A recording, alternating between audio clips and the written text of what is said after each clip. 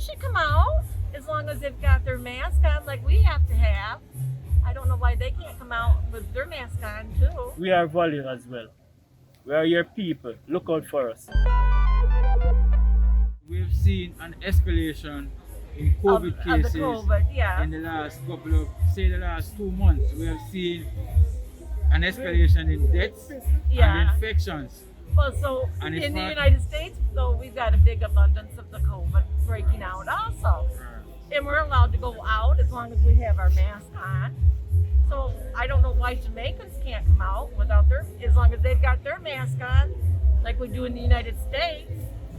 It has created some controversy here Yeah. among the locals who believe that it is unfair. It is unfair. They should be able to come out. What's your experience now, given that there is no locals for you to mingle with? Is it a different experience? Yes.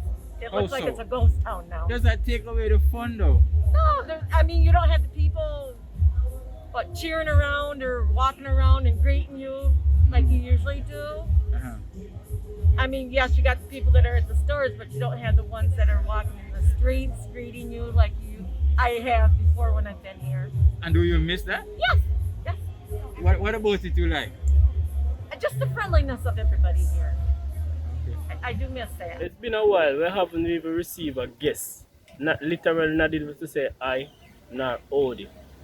We can't even get the presentation of our stuff, meaning like literally we are the maker, we are the founder of craft. And when you look at it, we only be past buyers. The Indians get the preference. The other facilities get the preference. When we are the founder and we can't even look, not even see of a guest. Imagine we're here, it's been 2 cruise ships now since the pandemic, 3 ships. And right now we haven't even seen a guest. Visuality, you can look right around, it's the same thing. See, I'm closing right now. Because there's this, you come out this morning, nothing. The past couple, next 2 ships that pass is the same thing, nothing. When other prices just getting the benefit of it, when we are the founder. I think it's really need to get in consideration. The government need to address this point. We do as the process goes, we do all the necessities, we do all the protocols, we follow everything, we do the tests, everything there stated, vaccine, who don't take vaccine, gotta do the swab, representation of our stuffs, and yet still this is it. We only going out, you have person cannot even afford it, but basically just because the ship coming in, they go and pay their funding of getting swabbed. Just to approve that they are following the protocol of the government. And honestly speaking, it's really inappropriate for us to just come and just sit like this, wasting where there's no money. We can't receive nothing at all. And yet still we are spending just to follow the protocol the same way. We have to be sanitized, we have to do our protocol, follow, use our uniform, as they say, going around orientation as well.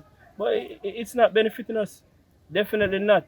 And the persons who's being past buyers, because that's what I categorize as Indians and Chinese and Mexican. They are past buyers because they don't invest back in the country. You understand? We are the one that pay tax. We pay all those revenues. We have to build the country because this is our background. This is what we live off. This is what we're born in.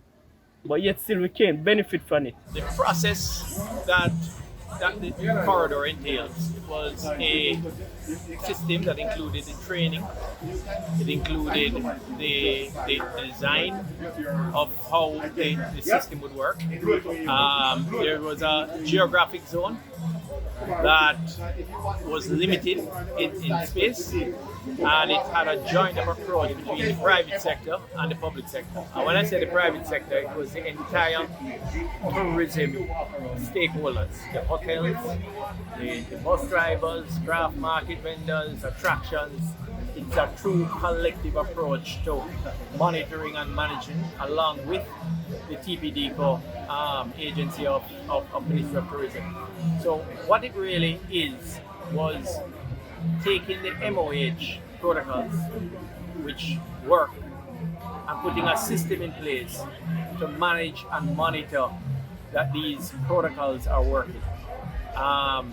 Everybody leaving the corridor, all visitors on that come to stay in the hotels and go on the attractions, they're all tested before they go back to the United States. And we have maintained a positivity rate of under 1%. We had one period where it went to 1.17, and it has since maintained at 1% or below, which is really a proof that the protocols work. Now, that's not to say that it's not important to vaccinate, but vaccination becomes a very powerful tool in the toolkit of protocols, which we all need to keep ourselves safe and to allow the continuity of business going forward. One of the things that we are coming to realize, and I'm certainly not a scientist, but by all information I'm hearing, is that we're going to be living with this thing for possibly another 2 years. So it's important for us to be looking and saying, how do we live with COVID going forward? And I don't see any way around not maintaining, monitoring, and enforcing the protocols going forward.